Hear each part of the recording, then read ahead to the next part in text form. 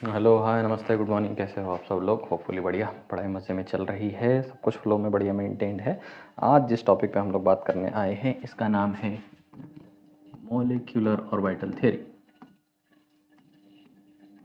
पिछला वाला video lecture जिन लोगों ने देखा हुआ है उन लोगों ने और भी कोवेलेंट बॉन्ड से रिलेटेड थ्योरीज की बात की थी। देखो, कोवेलेंट बॉन्ड इतना बड़ा कंसेप्ट है कि हम लोगों को इतनी सारी चीज़ों के साथ डील करना पड़ रहा है कोवेलेंट बॉन्ड पढ़ने के लिए। आयनिक बॉन्ड बहुत इजी था, आयनिक बॉन्ड को आसानी से 2 शब्दों में बता दिया गया था। फोर्स ऑफ अट्रैक्शन है और कुछ ज़्यादा टेंशन लेना है। थोड़ा फजांस रूल वगैरह आकर के उसके अंदर क्या देते हैं, आयनिक कैरेक्टर बनाते हैं, कोवेलेंट कैरेक्टर बनाते हैं और भी बातें करते हैं।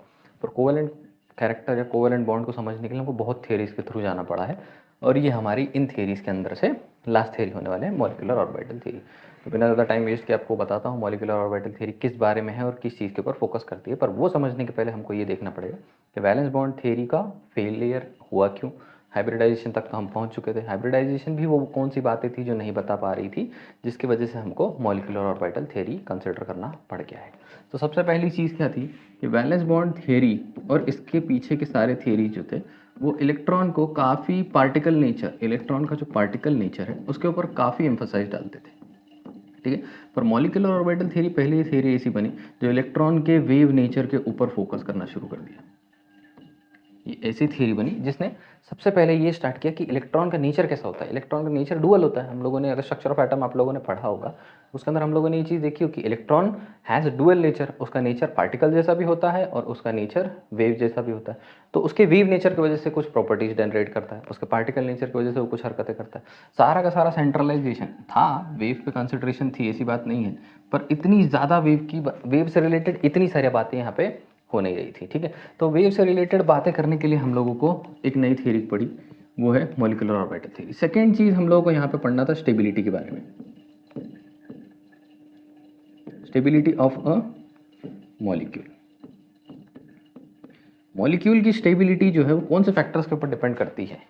ठीक है। और मैग्नीट्यूड की सर्टन मैग्नेटिक प्रॉपर्टीज भी थी जो किस चीज़ों के ऊपर डिपेंड करती है। इस चीज़ को भी वैलेंस बॉन्ड थ्योरी जो है वो बता नहीं पा रही थी। तो स्टेबिलिटी में होता क्या है ना कि एक H+ आयन ले लो, एक और H- आयन ले लो और एक मॉलिक्यूल ले लो इस बार। ठीक है। ये H2 का मॉलिक्यूल है, H2- ले लो, H2+ ले लो, यहाँ पे He, हीलियम को तो लेने की जरूरत नहीं। इन मॉलिक्यूल्स के अंदर कौन ज़्यादा स्टेबल होगा, कौन कम स्टेबल होगा, ये सवाल बहुत उठता था और इसको वैलेंस बॉन्ड थ्योरी हमारी बता नहीं पा रही थी। Third, magnetic nature of oxygen.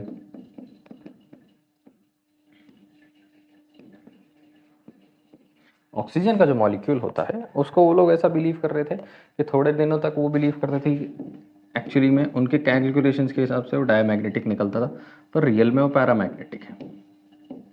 ये चीज़ को भी वैलेंस बॉन्ड थ्योरी जो है बता नहीं पा रही थी। इस वजह से वैलेंस बॉन्ड थ्योरी के भी कुछ सारे लिमिटेशंस लग गए और वो सारे लिमिटेशंस ने हमको मजबूर कर दिया नई थ्योरी की तरफ शिफ्ट करने के लिए, जिस थ्योरी को आज हम पढ़ने वाले हैं, जिसका नाम है मॉलिक्यूलर ऑर्बिटल थ्योरी। ठीक है।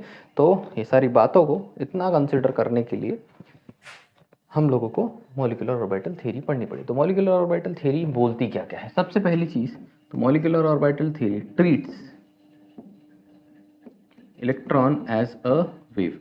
इलेक्ट्रॉन को किसकी तरह ट्रीट करती है? इलेक्ट्रॉन को एक वेव की तरह ट्रीट करती है। बोलती है कि इलेक्ट्रॉन एक वेव है। ठीक है। और रिस्पेक्ट्स इट्स वेव नेचर।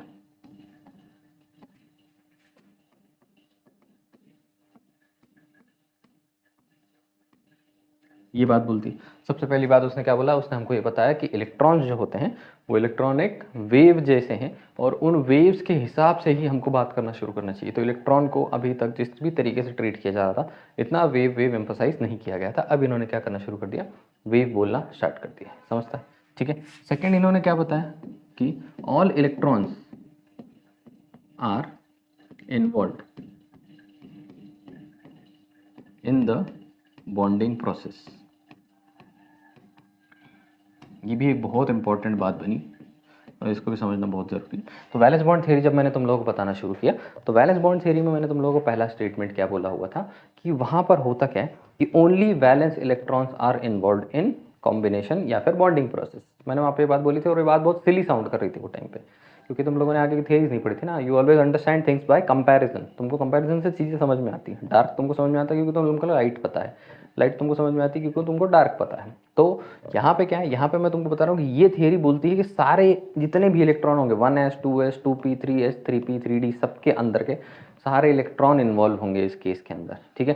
लेकिन वहाँ पर वो क्या बोल रहा था कि सिर्फ आउटर शेल के अंदर जो इलेक्ट्रॉन्स हैं वो इलेक्ट्रॉन्स ही उस केस में क्या हो रहे थे, इन्वॉल्व हो रहे थे बॉन्डिंग प्रोसेस में। पर मॉलिक्यूलर ऑर्बिटल थ्योरी हमको क्या बोलती है कि सारे के सारे इलेक्ट्रॉन्स हमारे इन्वॉल्व होने वाले हैं इस प्रोसेस में, ठीक है। कि यहाँ पे हमको एक चीज़ और सिखाई गई, कॉन्सेप्ट सिखाया गया, concept of electronic configuration of a molecule. इसने क्या इंट्रोड्यूस करके दिया हमको, इसने हमको इंट्रोड्यूस करके दिया the concept of electronic configuration of a molecule. अभी तक इलेक्ट्रॉनिक कॉन्फ़िगरेशन ऑफ एटम्स हम पढ़ते चले आ रहे हैं, हम लोग एटम्स को अरेंज करते चले आ रहे थे 1s2 2s2 2p6, किसी भी एटम को हम उसका इलेक्ट्रॉनिक कॉन्फ़िगरेशन देते चले आ रहे हैं। इलेक्ट्रॉनिक कॉन्फ़िगरेशन जब तुम देते हो तो तुमको उसकी प्रॉपर्टीज समझ में आती है। कैसे समझ में आती है, जैसे लास्ट वाले शेल के अंदर p में चले जाओगे, सिर्फ ऐसे पेयर्स ऑफ इलेक्ट्रॉन्स होंगे तो ये मैग्नेटिक नेचर तुमको बताते हैं कि मैग्नेटिक होगा नहीं होगा, इसके बारे में बताते हैं। अब लास्ट में तुमको सिर्फ एक इलेक्ट्रॉन है किसी के अंदर तो ये इसकी रिएक्टिविटी बताता है, ये डोनर है, डोनेट कर देगा इस इलेक्ट्रॉन को, ये मेटल बन सकता है, नॉन मेटल बन सकता है। ये सारी प्रॉपर्टीज़ तुमको यहाँ पे समझ में आती है ना, ये सारी प्रॉपर्टीज़ तुमको कैसे समझ में आती है, जब तुम इलेक्ट्रॉनिक कॉन्फ़िगरेशन लिखते हो तब तुमको इसकी सारी प्रॉपर्टी समझ में आती है। सेम टू सेम कहानी हमको यहाँ पे मॉलिक्यूलर ऑर्बिटल थ्योरी ने इलेक्ट्रॉनिक कॉन्फ़िगरेशन सिखाया, वो भी किसका, एक मॉलिक्यूल का। अभी तक तुम एक ऑक्सीजन का लिखते चले आ रहे थे, इसने तुमको एक मॉलिक्यूल का ऑर्बिट इलेक्ट्रॉनिक कॉन्फ़िगरेशन कैसे लिखना है ये सारी बातें यहाँ पे तुमको सिखाई, ठीक है। इससे हमको बहुत सारी प्रॉपर्टीज़ इसके अंदर पढ़ने की आज़ादी मिल गई, हमको समझ में आने लगा कि एक मॉलिक्यूल की स्टेबिलिटी कैसी होती है, मॉलिक्यूल की प्रॉपर्टीज़ कौन से किस तरीके से काम कर रहे हैं, उनका मैग्नेटिक नेचर कैसे काम करेगा, ये सारी बातें हम लोगों को इनके इलेक्ट्रॉनिक कॉन्फ़िगरेशन से समझने में हेल्प मिलती है। इसके अंदर क्या है, चौथी चीज़ इसने कहानी बताई फ्रैक्शनल बॉन्ड ऑर्डर की। सबसे पहली थियरी ये ऐसी थी जिसने हमको क्या बताया कि जो बॉन्ड ऑर्डर हम फाइंड आउट करते हैं, बॉन्ड ऑर्डर या फिर number of bonds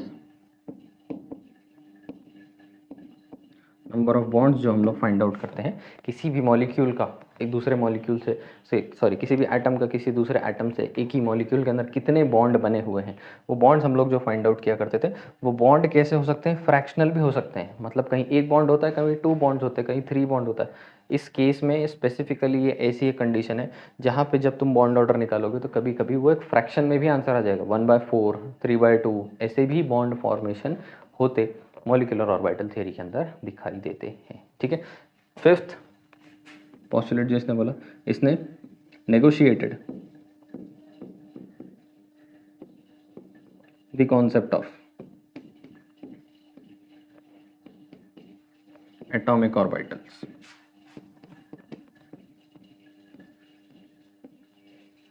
and introduced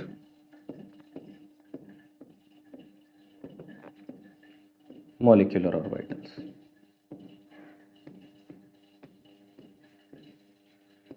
last to last इसकी बात क्या होगी कि इसने हमको एक बात बताई कि क्या रहा था, वैलेंस बॉन्ड थ्योरी के अंदर एक ऑर्बिटल दूसरे ऑर्बिटल पे ओवरलैप करती थी, देखा हम लोगों ने, ठीक है। हाइब्रिडाइजेशन ने बोला नहीं, सबसे पहले ये लोग हाइब्रिडाइज होंगे, sp या sp2 बना लेंगे और उसके बाद ओवरलैपिंग होंगे, ताकि इन लोगों का जो प्रॉपर्टीज़ है वो कैसी मिले हमको, सिमिलर मिले। VCPR ने हमको इनके शेप के बारे में बताया, पर यहाँ पर मॉलिक्यूलर ऑर्बिटल थ्योरी पिक्चर में आई, उसने बोला ये जो एटॉमिक ऑर्बिटल्स हैं ये अभी भी किसके ऑर्बिटल्स हैं, एटम के, ये एक एटम के ऑर्बिटल है और ये क्या कर रहे हैं, देखो ऐसे इसके ऊपर ओवरलैप कर रहा है, ऐसे इसके ऊपर ओवरलैप कर रहे हैं, ठीक है। उन्होंने ये बात बताई कि ये एटॉमिक ऑर्बिटल का एग्जिस्टेंस ही खत्म हो जाता है जब एक मॉलिक्यूल का जन्म हो जाता है। तब जब एक मॉलिक्यूल बन जाएगा तो उस मॉलिक्यूल के अंदर उस एटम के ऑर्बिटल रहेंगे ही नहीं, मतलब शुरुआत में एक एटम था, एटम के ऑर्बिटल हुआ करते थे, दूसरा एटम था, दूसरे एटम के ऑर्बिटल होते थे, एटम पे ऑर्बिटल ओवरलैप होती थी और एटॉमिक ऑर्बिटल ओवरलैप होकर के एक हाइब्रिड ऑर्बिटल बनाते थे। पहले ये सेंट्रल एटम वाला एक हाइब्रिड ऑर्बिटल बनाता था और इसके साथ इसकी ओवरलैपिंग होती थी।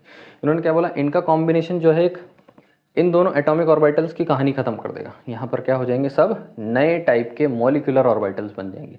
एक मॉलिक्यूल के नए ऑर्बिटल्स बन जाएंगे। ऑब्वियस है, जब मॉलिक्यूल के ऑर्बिटल हमको समझ में आएंगे तभी तो हम उसका इलेक्ट्रॉनिक कॉन्फ़िगरेशन लिख पाएंगे। बिना ऑर्बिटल्स को समझे तो इलेक्ट्रॉनिक कॉन्फ़िगरेशन लिखा नहीं जा सकता। समझते हो? ठीक है। तो यहाँ पे इस कॉन्सेप्ट ने हमको क्या सिखाया, इस कॉन्सेप्ट ने सबसे पहली चीज़ हमको सिखाई कि यहाँ पे हमको नेगोशिएट करवा दिया, एटॉमिक ऑर्बिटल नाम का कुछ एग्जिस्ट करता नहीं है। सिर्फ मॉलिक्यूल बन जाने के बाद मॉलिक्यूलर ऑर्बिटल नाम के ऑर्बिटल्स उसके इसके अंदर एग्जिस्ट करना स्टार्ट कर देते हैं। तो हमको नेक्स्ट कंसेप्ट जो पढ़ना है वो है फॉर्मेशन ऑफ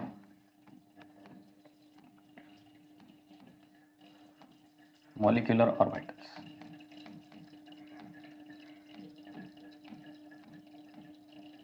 आपको धीरे धीरे समझ में आना शुरू हो जाएगा। तो फॉर्मेशन ऑफ मॉलिक्यूलर ऑर्बिटल बड़ी साधारण सी कहानी। एक एटॉमिक ऑर्बिटल किसी दूसरे एटॉमिक ऑर्बिटल के साथ ओवरलैप करेगा, उसके वजह से मॉलिक्यूलर ऑर्बिटल बनेंगे। बस इतनी ही बात होती। ये क्या है दोनों, ये एटॉमिक ऑर्बिटल्स हैं। ये लोग एक दूसरे से कंबाइन करते हैं और क्या बनाते हैं, मॉलिक्यूलर ऑर्बिटल्स बनाते हैं।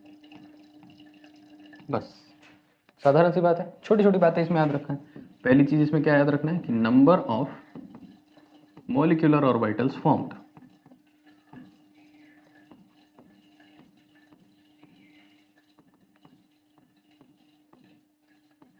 नंबर ऑफ कितने मॉलिक्यूलर ऑर्बिटल बनेंगे will be equal to number of atomic orbitals in world.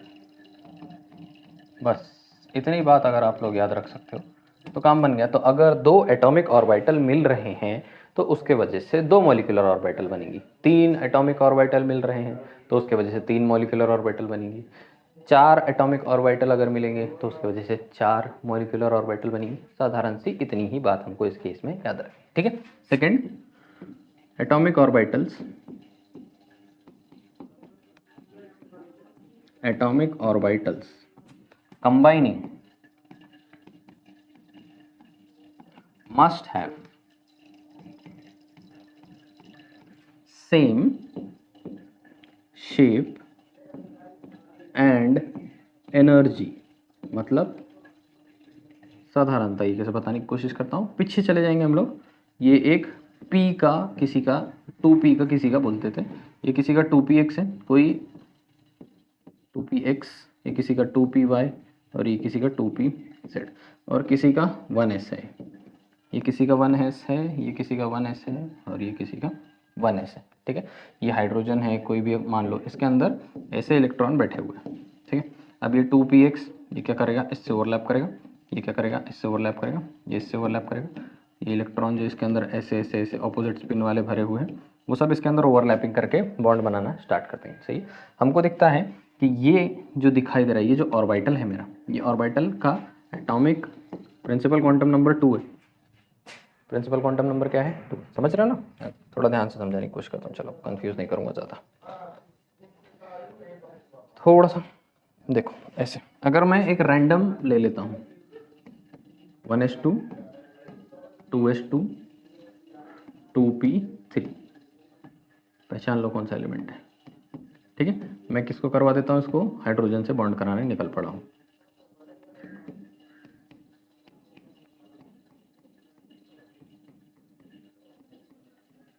Spin उल्टा कर देता हूँ। ठीक है। इन लोगों को मैं क्या करवाने निकला हूँ, बॉन्ड कराने निकला हूँ। ये हाइड्रोजन है एक, उसका 1s1, इसका 1s1, इसका 1s1। इसकी ओवरलैपिंग इससे होगी, हमको पता है इसकी ओवरलैपिंग। हाइब्रिडाइजेशन को अभी 2 मिनट के लिए रोक रहा हूँ। इसकी ओवरलैपिंग किससे होने वाली, इससे होने वाली। सही है। रैंडमली बात कर रहा हूँ अभी। ठीक है। मुझको लगता है कि एक p ऑर्बिटल एक s ऑर्बिटल से ओवरलैप किया है। सही है। वो भी 1s ओवरलैप किया है 2p से। सही है ना, ये 2p है। वहाँ पे वापस क्या हो जाएगा, 1s ने ओवरलैप किया है 2p से और यहाँ पे 1s ने वापस से ओवरलैप किया हुआ है 2p से। दिखता है, क्लियर है। अब एक बात मुझको समझ में आती है कि एक s टाइप के ऑर्बिटल ने एक p टाइप के ऑर्बिटल के साथ ओवरलैप की है। ठीक है। और ये s टाइप का जो ओवरलैप है वो फर्स्ट वाले शेल के अंदर है और ये p वाला जो ऑर्बिटल है ये सेकंड वाले शेल में है। देखो, जब सेकंड वाले शेल में और फर्स्ट वाले शेल की बात करते हैं तो ये दोनों दोनों अलग अलग एनर्जी लेवल है। ये एनर्जी लेवल्स है ना, एनर्जी लेवल समझते हो। n इज इक्वल्स टू 1, फिर n इज इक्वल्स टू 2। ये 2 के अंदर का p है और ये 1 के अंदर का s है। ऑब्वियसली इसके नहीं, किसी और के 1 के अंदर का s है, ठीक है, दिखता है। और ये एक s टाइप ने एक p टाइप के साथ ओवरलैप किया हुआ है, दिखता है। एक s ने एक p टाइप के साथ ओवरलैप किया और 1 वाले s ने 2 वाले p के साथ ओवरलैप किया। पर मॉलिक्यूलर ऑर्बिटल थ्योरी बोलती है नहीं, जो एटॉमिक ऑर्बिटल्स ओवरलैप होंगे, जो एटॉमिक ऑर्बिटल्स ओवरलैप होंगे वो सिर्फ सेम शेप वाले ही ओवरलैप हो सकते हैं। मतलब एक s सिर्फ एक s के साथ ही ओवरलैप हो सकता है, एक p के साथ ही ओवरलैप हो सकता है। अब इसके अंदर ओवरलैपिंग दोनों टाइप की होगी, ठीक है, एक्चुअल ओवरलैपिंग भी होगी और वैसे भी ओवरलैपिंग होगी, साइड वाइज ओवरलैपिंग भी होने वाली। लेकिन एक s वाला सिर्फ s वाले के साथ ही ओवरलैप कर सकता है, एक p वाला जो है वो सिर्फ एक p वाले के साथ ही ओवरलैप करेगा, ठीक है। s जो है p के साथ ओवरलैपिंग नहीं करेगा क्योंकि दोनों का शेप जो है वो सेम नहीं है, शेप जो है उनका डिफरेंट है। तीसरी बात यहाँ पे याद रखनी है कि उनका एनर्जी भी कैसा होना चाहिए, सेम होना चाहिए। मतलब 1s वाला 1s वाले के साथ ही कर पाएगा, 1s वाला 2s वाले के साथ भी नहीं कर सकता। पहले तो s को s के साथ ही करना है, s को p के साथ, s को d के साथ करना नहीं है, पहली चीज, ठीक है। अगली चीज 1s वाले को 1s वाले के साथ ही ओवरलैपिंग करनी है, ठीक है। 2s वाला सिर्फ 2s वाले के साथ ओवरलैपिंग कर सकता है और पॉसिबल नहीं है इस केस में, ठीक है। ये रूल तुम लोग को इसके अंदर मेंटेन करना है। अब इसके अंदर हम लोग थोड़ी सी बात कर लेंगे टाइप्स। चलो टाइप्स की बात, तो हम लोगों ने ये देखा हुआ है कि एटॉमिक ऑर्बिटल्स कैसे हुआ करते थे। एटॉमिक ऑर्बिटल्स के टाइप्स याद हैं? एटॉमिक ऑर्बिटल के टाइप होते थे s p d f। s orbital, p orbital, f orbital, d orbital, ये सारे ऑर्बिटल्स हम लोगों ने देखे हुए। वैसे ही same to same molecular orbitals के भी नाम होते हैं, देख लो। मॉलिक्यूलर ऑर्बिटल्स कौन से टाइप के हमको देखने को मिलते हैं? सबसे पहले हमको देखने को मिलता है सिग्मा, अगला हमको देखने को मिलता है पाई और थर्ड हमको देखने को मिलता है डेल्टा। डेल हमको नहीं पढ़ना। सिग्मा जो है वो किस टाइप के ओवरलैपिंग की वजह से बनता है? एक्सियल ओवरलैप की वजह से, एक्सियल कॉम्बिनेशन की वजह से, ठीक है। पाई जो है वो कैसी कॉम्बिनेशन से बनेगा? Side wise. कैसे कॉम्बिनेशन से बनेगा? साइड वाइज कॉम्बिनेशन से बनने वाला है, ठीक है। बस इतनी बातें हम लोगों को याद रखनी है। शुरू करें, देखें, समझने की कोशिश करते हैं। क्लियर है? सॉर्टेड है? बैकग्राउंड समझ में आ गया सब लोगों को क्या होने वाला है? ये चीज़ हमारे काम आने वाली है, इसको सिर्फ ध्यान में रखना है हमको, ठीक है। अब देखते हैं, हम लोगों ने इस केस में ये बोला कि इलेक्ट्रॉन जो है वो क्या है? एक वेव है, ठीक है। देखना, अब कॉम्बिनेशन हम लोग किसकी बात करने जा रहे हैं? हम ओवरलैपिंग की बात करने समझने जा रहे हैं। हम लोग ओवरलैपिंग को समझने की कोशिश करेंगे अभी, क्योंकि हमने वेव बोल दिया है इलेक्ट्रॉन को, तो हमारी ओवरलैपिंग की अंडरस्टैंडिंग जो है अब थोड़ी सी क्या हो जाने वाली है? चेंज हो जाने वाली है। उसके अंदर थोड़ा सा बदलाव आएगा। किस तरीके से बदलाव आता है, कैसे काम करता है, वो मैं समझाने की कोशिश आप लोगों को करता हूँ। स्ट्रेस मत लो, आराम से स्मूथली पढ़ो।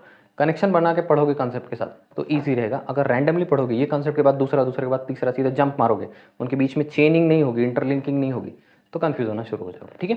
तो देखो, ओवरलैपिंग अगर मैं बोलता हूँ तो मैं बोल रहा हूँ कि electron is an atom, electron is an wave.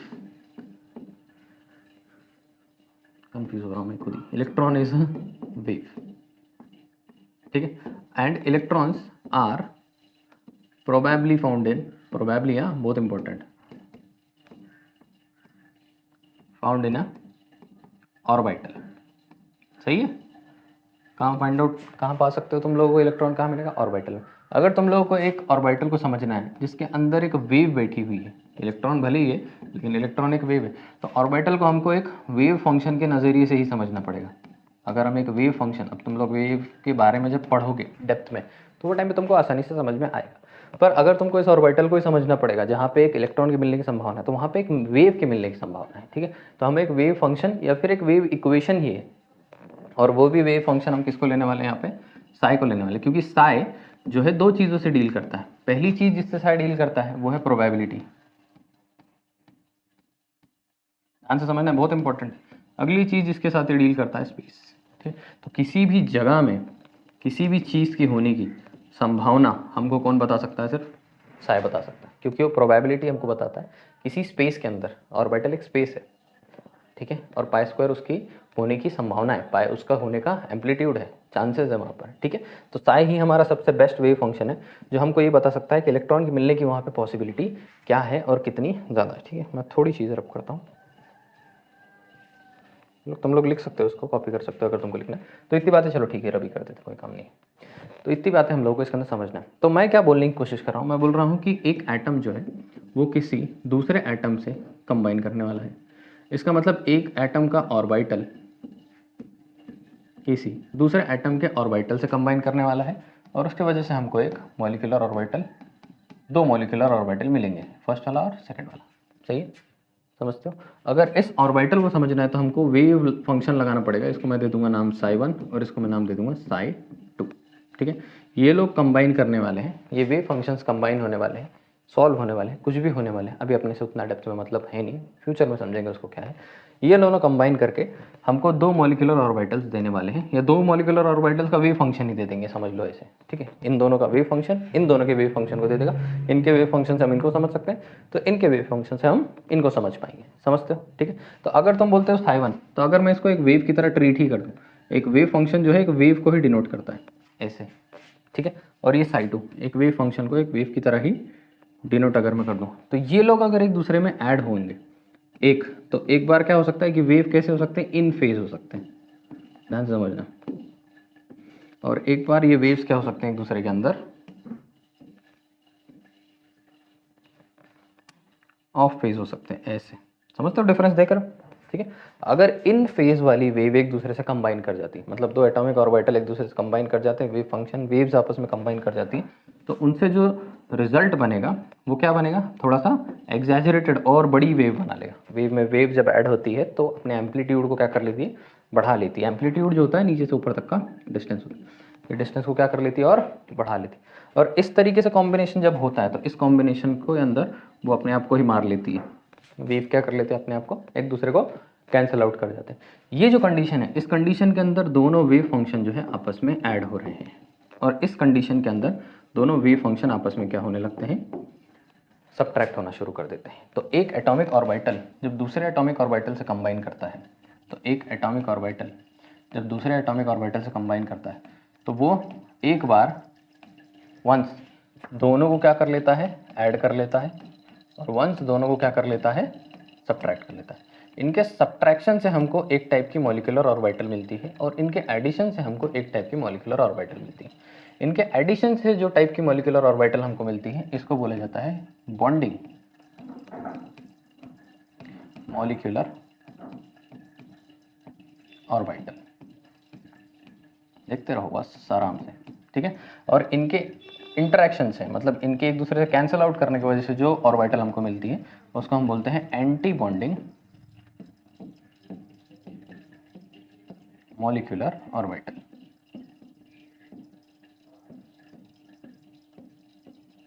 ठीक है, इन लोगों ने एक दूसरे के साथ क्या किया हुआ है, इंटरफेरेंस किया हुआ है। दोनों वेव्स एक दूसरे में जब ऐड होती है तो इनको एडिशन नहीं बोला जाता, इनको बोला जाता है वेव इंटरफेरेंस। जब इस टाइप का इंटरफेरेंस ये बनाती हैं, तो इस टाइप के इंटरफेरेंस को हम लोग कंस्ट्रक्टिव इंटरफेरेंस बोलते हैं।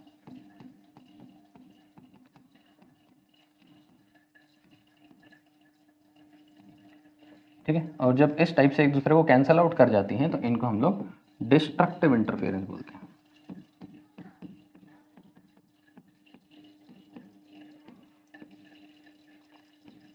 डिस्ट्रक्टिव इंटरफेरेंस की एनर्जी जो होती है वो थोड़ी सी ज़्यादा होती है। इसकी एनर्जी क्या होती है, ज़्यादा होती है। इस टाइप के मॉलिक्यूलर ऑर्बिटल की एनर्जी ज़्यादा होती है, और इसकी स्टेबिलिटी जो होती है वो कम होती है। इसकी स्टेबिलिटी तुमको थोड़ी सी कम मिलेगी। और कंस्ट्रक्टिव इंटरफेरेंस से बने हुए मॉलिक्यूलर ऑर्बिटल जो हैं, इनकी एनर्जी जो होती है वो कम होती है, क्योंकि इनकी स्टेबिलिटी जो है वो थोड़ी सी ज़्यादा होती है। जब एनर्जी कम होगी स्टेबिलिटी ज़्यादा होगी। ठीक है, इतनी बातें हम लोगों को इस केस में याद रखना है। ठीक है, तो इन अ नटशेल अगर हमने को इसको देखना है तो मैं एक रफ तरीके से आपको बताने की कोशिश करूँगा कि एक एटॉमिक ऑर्बिटल किसी दूसरे एटॉमिक ऑर्बिटल से कंबाइन करेगी और क्या दिखाएगी, कंस्ट्रक्टिव इंटरफेरेंस दिखाएगी और डिस्ट्रक्टिव इंटरफेरेंस दिखाएगी। कंस्ट्रक्टिव इंटरफेरेंस की वजह से यहाँ पे बॉन्डिंग मॉलिक्यूलर ऑर्बिटल डेवलप होगा, यहाँ पे anti bonding molecular orbital develop होने वाला है। इसकी एनर्जी जो है वो लो होती है, स्टेबिलिटी हाई होती है। इसकी एनर्जी जो होती है हाई होती है, तो इसकी स्टेबिलिटी जो होती है वो लो होती है। ये तो ग्राउंड है, साधारणतः बात है। ठीक है, अब ऑर्बिटल्स अगर तुम लोग ओवरलैप कर ही डाल रहे हो, मैंने क्या बोला, ऑर्बिटल ओवरलैपिंग समझना है ना हमको, हम ओवरलैपिंग के नज़रिए से इसको देखते हैं अभी थोड़ा सा। ओवरलैपिंग के नज़रिए से अगर देखने की कोशिश करें तो हम लोग ये बोल रहे हैं कि एक एटॉमिक ऑर्बिटल दूसरे एटॉमिक ऑर्बिटल से क्या करता है, कंबाइन करता है। अब ये एटॉमिक ऑर्बिटल का कॉम्बिनेशन का रूल अगर हम लोगों ने पीछे वाले में देखा तो उसके अंदर हमको दो बातें याद रखनी थी कि जितने एटॉमिक ऑर्बिटल ओवरलैप होंगे उतने ही मॉलिक्यूलर ऑर्बिटल बनेंगे। देखो दो ने ओवरलैपिंग की तो दो बना, एक बॉन्डिंग बना और एक एंटी बॉन्डिंग बना। इनकी बात अपने को यहाँ पे समझ में आई थोड़ा सा, ठीक है। सेकंड बात हमको इस केस में क्या याद रखनी है, सेकंड चीज़ हमको इसके अंदर याद रखनी है कि सेम शेप वाले ही एक दूसरे के साथ ओवरलैप करेंगे और सेम एनर्जी वाले ही एक दूसरे के साथ ओवरलैप करेंगे। मतलब एस एस के साथ ही ओवरलैप करेगा, पी पी के साथ ही करेगा, ऑब्वियस है। तो एस एस के साथ ओवरलैप करता है तो कैसे करता है, पी पी के साथ ओवरलैप कैसे करता है, ये चीज़ अब हमको समझने की बारी आ गई है, ठीक है। तो नेक्स्ट वाले फेज़ में हमको उसके बारे में पढ़ना है। नेक्स्ट वाला फेज़ बोलता है कि एक 1s एक 1s के साथ ओवरलैप कर सकता है, ठीक है। और उसके वजह से एक बार कंस्ट्रक्टिव इंटरफेरेंस दिखाएगा, एक बार डिस्ट्रक्टिव इंटरफेरेंस दिखाएगा और कुछ बनाएगा जो बनाएगा देखेंगे। वैसे ही एक 2s सिर्फ 2s के साथ ही कर सकता है, वैसे ही 3s के साथ ही कर सकता है, 4s के साथ ही कर सकता है। कभी भी 3s जो है 4s के साथ नहीं कर सकता, 3s जो है 4s के साथ नहीं कर सकता है, ठीक है। लेकिन इन जनरल ये 4 4 3 3 2 2 1 1 इसको लिखने की क्या बारी आ गई, क्यों कैसे लिखना है इसको, वो बातें समझ में आएंगी। मैं सिंपल भाषा में बोल सकता हूँ कि NS will only overlap with NS, ठीक है। फिर ओवरलैपिंग किस टाइप की हो रही है उस पर ध्यान देना है, उस टाइप से हमको समझ में आएगा कि हमारा जो मॉलिक्यूलर ऑर्बिटल बना है वो कौन से टाइप का बना है, सिग्मा बना है, पाई बना है या डेल्टा बना है। कि ओवरलैपिंग जब एक्सियल टाइप की होगी तो सिग्मा टाइप का बनेगा, जब ओवरलैपिंग हमारी साइड वाइज होगी तो पाई टाइप। धीरे समझ में आएगा, कोई टेंशन लेने की जरूरत नहीं है अभी इसके ऊपर, ठीक है। तो इसको हटा देता हूँ। मैं बोल रहा हूँ कि एक एस टाइप का ऑर्बिटल एक दूसरे एस टाइप के ऑर्बिटल के साथ क्या करने लगा है, ओवरलैप करने निकल पड़ा है। एक एस टाइप का ओवरलैप करने निकला है, किसी एस टाइप के साथ ओवरलैप करने के लिए निकला हुआ है। ये क्या करेगा, दो टाइप का इंटरफेरेंस दिखाएगा। एक मैं नीचे लिख रहा हूँ कंस्ट्रक्टिव इंटरफेरेंस, इसकी बात तुमको समझ में आएगी। ऊपर में लिख रहा हूँ डिस्ट्रक्टिव इंटरफेरेंस, ठीक है। एक बार ये कंस्ट्रक्टिव इंटरफेरेंस दिखाएगा, एक बार डिस्ट्रक्टिव इंटरफेरेंस दिखाएगा। एक बार ये लोग आपस में अच्छे से कंबाइन करेंगे, एक बार ये लोग ठीक से कंबाइन करने वाले नहीं है, ठीक है। क्लियर है, कोई तकलीफ तो नहीं। तो कॉम्बिनेशन जब इन लोगों का होगा तो ये एक यूनिफाइड लोब बना लेंगे, ऐसा कंबाइंड लोब बना लेंगे, ठीक है। इनके बीच में प्लस प्लस भी है, ठीक है। कंबाइंड लोब बना लेंगे और जब ये लोग नहीं कंबाइन कर पाएंगे ठीक से तो ये कुछ ऐसे टाइप का ऑर्बिटल बना लेंगे और बीच में से एक पतला सा प्लेन छोड़ देते हैं, ठीक है। अब यहाँ पर मुझको दिखता है कि एक S जो है दूसरे S के साथ एक्चुअली ही ओवरलैप होता है। ओवरलैपिंग कैसी होती है, S के साथ कभी साइडवाइज ओवरलैपिंग कर ही नहीं सकता। स्फीयर को स्फीयर के साथ कैसे साइडवाइज करा होगा, जैसे भी करा होगा एक्चुअली ओवरलैप होने वाला है। तो ओवरलैप इस केस में कैसा हुआ है, एक्सियल ओवरलैप हुआ है। ओवरलैपिंग इस केस में कैसी हुई है, एक्सियल हुई है। इस वजह से इसको क्या बोला जाएगा, इसको सिग्मा S बोला जाएगा और इसको डिस्ट्रक्टिव वाले को सिग्मा स्टार S बोलना शुरू कर देंगे, ठीक है। अगर ये दोनों ऑर्बिटल्स 1s और 1s हैं तो इसको सिग्मा 1s बोलेंगे और सिग्मा स्टार 1s बोलेंगे। अगर ये दोनों ऑर्बिटल 2s और 2s हैं तो इसको सिग्मा स्टार 2s और सिग्मा 2s बोलने वाले हैं, समझते हो, ठीक है। अब ये जो ऑर्बिटल बनी हुई है नीचे वाली, ये कौन सी है, ये बॉन्डिंग मॉलिक्यूलर ऑर्बिटल है, ऑब्वियस है। ऊपर वाली क्या है, ऊपर वाली एंटी बॉन्डिंग मॉलिक्यूलर ऑर्बिटल है। उसकी एनर्जी जो है कैसी है, उसकी एनर्जी जो है हाई है। इसकी एनर्जी कैसी है, इसकी एनर्जी जो है वो लो है। इसकी एनर्जी कैसी है, एनर्जी कम है तो स्टेबिलिटी ज़्यादा है, ठीक है। ये बीच में जो ग्रीन कलर में आपको दिखाई दे रहा है ये एक नोडल प्लेन है। नोडल प्लेन के बारे में मैंने आप लोगों को स्टार्टिंग में बताया हुआ है। तो नोडल प्लेन वो हिस्सा होता है जहाँ पे इलेक्ट्रॉन के मिलने की संभावना जो होती है सबसे कम होती है, ठीक है। तो इस केस में जब एस ओवरलैप करते हैं तो उसके अंदर डिस्ट्रक्टिव इंटरफेरेंस से जो एंटी बॉन्डिंग मॉलिक्यूलर ऑर्बिटल बनती है उसके अंदर कितने नोडल प्लेन मिलेंगे हमको, एक नोडल प्लेन मिलने वाला है, ठीक है। एस जो है वो पी के साथ ओवरलैप कर नहीं सकता, समझते हो, एक सेकंड बस, ठीक है। तो एस जो है वो पी के साथ ओवरलैपिंग कर नहीं सकता। तो अगला क्या ऑप्शन बचा हमारे पास, सिर्फ पी है जो पी के साथ ओवरलैप कर सकता है। चलो ठीक, पी को पी के साथ ओवरलैप करा देते हैं। तो ये एक पी का ऑर्बिटल है और ये पी के ऑर्बिटल से ओवरलैप करा देना। अब ध्यान से देखना, यहाँ पर बहुत बच्चे इसको हम लोग क्या ले लेते हैं, इसको हम पी जेड कंसिडर करते हैं, इसको पी जेड कंसिडर कर सकते हैं, इसको टू पी जेड बोलूँगा क्योंकि 1 में तो पी होता ही नहीं, 1 में तो सिर्फ एस होता है। एन की वैल्यू जब 1 होती है फर्स्ट वाला सेट 1s1 1s2 फिर 2s2 2p6, तो 2 के अंदर 2s भी होता है 2p भी होता है। 1 के अंदर, तो ऐसे ही होता है, सिर्फ पी तो होता ही नहीं उसके अंदर, ठीक है। तो यहाँ पे मैं इसको क्या कंज्यूम कर रहा हूँ, पी जेड। हम लोगों ने ऑर्बिटल जब पढ़े तो पी के अंदर हमने 3 पढ़े, पी एक्स पढ़ा है, पी वाई पढ़ा है और पी जेड पढ़ा है। तो किसी एक का पी एक्स किसी दूसरे के पी एक्स के साथ क्या करने वाला है, ओवरलैप करने वाला है। इसका शेप कैसे होता है, ये तुम इसको x समझ सकते हो, इसको तुम y समझ सकते हो और इसको तुम z। फिर इसका x, इसका y और इसका z, ये लोग कैसे ओवरलैप करेंगे, ये दोनों ओवरलैपिंग जब करेंगे। ओवरलैपिंग जिन लोगों ने नहीं पढ़ा यार प्लीज़ थोड़ा सा मेहनत करना पड़ेगा। तो यहाँ पे इन दोनों की ओवरलैपिंग कैसी होगी, एक्चुअल ओवरलैपिंग होगी। तो बाकी दोनों की ऑब्वियसली कैसी ओवरलैप होने वाली है, साइड वाइज ही ओवरलैप हो पाएगा, और कोई ऑप्शन नहीं रहता इसके अंदर, समझते हो। एक ने अगर एक्सेल कर लिया तो बाकी दोनों को कैसा करना पड़ेगा, ऐसे ही करना पड़ेगा। जैसे मैं इस हाथ में एक पेन ले लूँ और इस हाथ में एक पेन ले लेता हूँ, ठीक है, मैंने दोनों हाथ में पेन ले लिया। अगर मेरे फिंगर जो पी एक्स को रिप्रेजेंट करते हैं तो पी एक्स जो है वो कैसी ओवरलैपिंग कर रहा है, एक्चुअल ओवरलैपिंग कर रहा है। लेकिन पी वाई जो है देखो ये कैसी ओवरलैपिंग करने लगे, साइड वाइज करने लगे ना, तो ये लोग अरेंज्ड ही ऐसे होते हैं। ओवरलैपिंग ध्यान से एक बार आप लोग पढ़ लोगे तो अच्छा रहेगा, ठीक है। तो मैं क्या करवाने की कोशिश कर रहा हूँ, मैं इनमें से तुम किसको भी पी एक्स, पी वाई और पी जेड कंसिडर कर सकते हो। तुम्हारे क्वेश्चन के अंदर पी जेड बहुत लिखा हुआ रहता है, इस वजह से हम लोग इसको पी जेड पकड़ के रखें। तो एक पी वाला एक पी वाले से क्या करने वाला है, ओवरलैपिंग करने वाला है। ओवरलैपिंग इनकी होगी दो टाइप से, फिर से क्या दिखाएंगे ये लोग, कंस्ट्रक्टिव इंटरफेरेंस दिखाएंगे और डिस्ट्रक्टिव इंटरफेरेंस दिखाएंगे। कंस्ट्रक्टिव इंटरफेरेंस दिखाएंगे और डिस्ट्रक्टिव इंटरफेरेंस। जब ये कंस्ट्रक्टिव इंटरफेरेंस दिखाते हैं तो इनका शेप कुछ ऐसा बन जाता है, ये कंस्ट्रक्टिव इंटरफेरेंस से बना हुआ शेप है। ये जो रीजन दिख रहा है ये फिर से क्या बन गया, हमारा नोडल प्लेन बन गया। जब ये डिस्ट्रक्टिव इंटरफेरेंस दिखाते हैं तो ये इस टाइप का शेप बना लेते हैं। तो यहाँ पे मुझको दिखाई दे रहा है कि कितने नोडल प्लेन है, 3 नोडल प्लेन्स है। यहाँ पे कितने नोडल प्लेन दिखाई दे रहे हैं मुझको, 2 नोडल प्लेन्स दिखाई दे रहे हैं। तो जब भी पी के साइड साथ में ओवरलैपिंग करेंगे, वो भी एक्सियल टाइप की ओवरलैपिंग करेंगे, तो उसके अंदर डिस्ट्रक्टिव इंटरफेरेंस से 3 नोडल प्लेन बनते हैं और इसके अंदर कंस्ट्रक्टिव इंटरफेरेंस से 2 नोडल प्लेन बनते हैं। इसका नाम लिखने की बारी आ गई।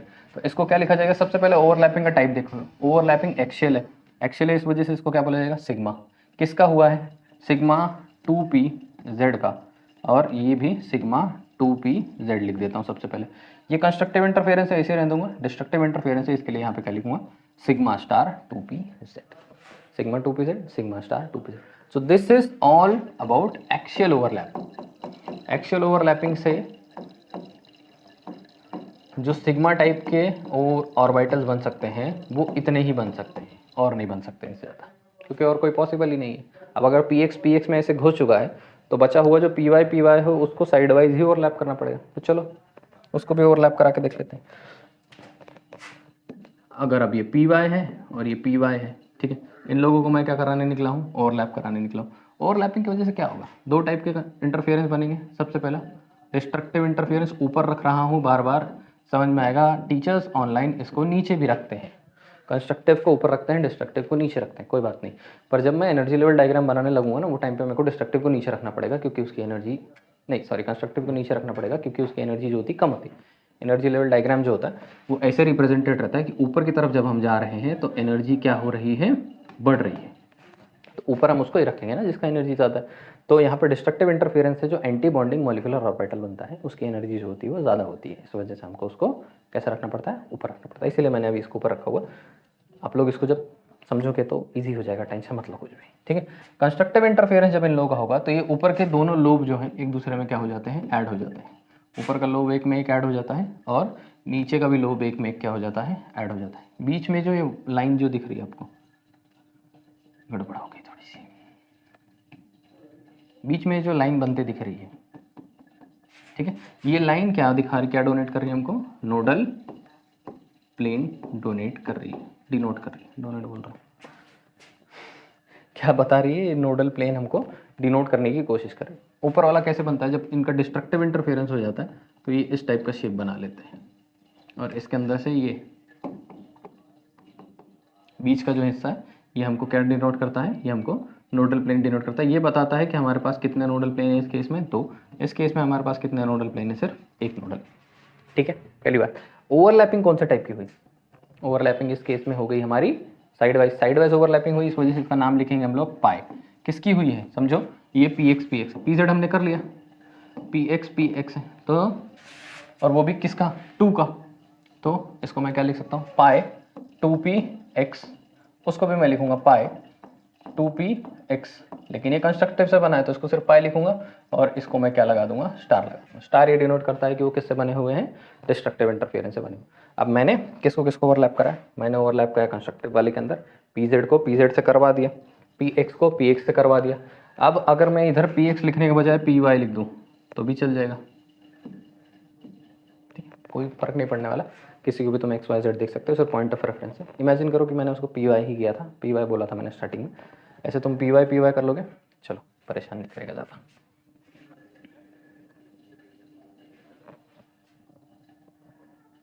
वर्टिकल है ना, दिखता भी पी वाई के जैसा है, जो आंखों को दिखता है वही करेंगे, 2py, तो इसको क्या बोल सकते हैं हम लोग, पी वाई बोल सकते हैं। ठीक है, ऐसे ही अगर मैं सेम टू सेम डायग्राम बनाऊं तो सेम ही कंडीशन बनेगी ना, 2pz ऐड होने जाएगा 2px से, 2px से ऐड होएगा और उसके वजह से 2 बना लेगा, पाई स्टार 2px और पाई 2px बना लेगा। कंस्ट्रक्टिव इंटरफेरेंस है, ये डिस्ट्रक्टिव इंटरफेरेंस है। एनर्जी इसकी हाई है, स्टेबिलिटी इसकी लो है, एनर्जी इसकी लो है, स्टेबिलिटी इसकी हाई है। साधारण सी बात है। तो इतने तरीके से ओवरलैपिंग हमारे पास हो सकती है। This is all about overlapping. तो ओवरलैपिंग से हमको कितने ऑर्बिटल्स के बारे में समझ में आया, हमने यहाँ पे सिग्मा टाइप के देखे और हमने पाई टाइप के देखे। सिग्मा के अंदर sigma star 1s, sigma 1s ये देखा हुआ है, इसके अंदर हमने पाई स्टार px, पाई px, पाई स्टार py और पाई py के बारे में देखा हुआ है, और इसके अंदर हमने सिग्मा px pz और सिग्मा स्टार pz के बारे में देखा। इतने टाइप के हमने पाई में देखे और इतने टाइप के हमने सिग्मा टाइप के ऑर्बिटल देखे। डेल्टा हमको नहीं पढ़ना है, डेल्टा हमारे पास है नहीं। जो थर्ड मैंने तुम लोगों को टाइप बताया यहाँ पर डेल्टा वाला, देखो ये वाला, इसके बारे में हमको नहीं पढ़ना है, हमारे सिलेबस का पार्ट ये है नहीं। ठीक है, इसके अंदर भी तुमको खास बात याद रखनी है कि sigma 2px is equals to sigma 2py, sigma star 2px is equals to sigma star 2p। साधारण सिंपल सी बात है। ठीक है, इन लोगों का जो एनर्जी होता है वो सेम होता है, बस। ठीक है, सो इस वाले वीडियो लेक्चर में आप लोगों को इतनी ही इन्फॉर्मेशन के बारे में पढ़ना है।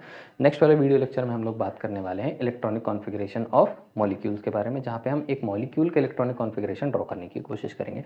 उसका इलेक्ट्रॉनिक कॉन्फ़िगरेशन ड्रॉ करने से हमको उसकी बहुत सारी प्रॉपर्टीज़ के बारे में सीखने को मिलेगा, उसकी स्टेबिलिटी के प्रॉब्लम सॉल्व करने मिलेंगे, उसका बॉन्ड ऑर्डर पता करने का हमको तरीका समझ में आएगा, कितने बॉन्ड फॉर्म हुए हैं वो बातें समझ में आएगी, बहुत सारी हेल्प मिलने वाली है और क्वेश्चंस हमको काफ़ी सॉल्व करने मिलेंगे।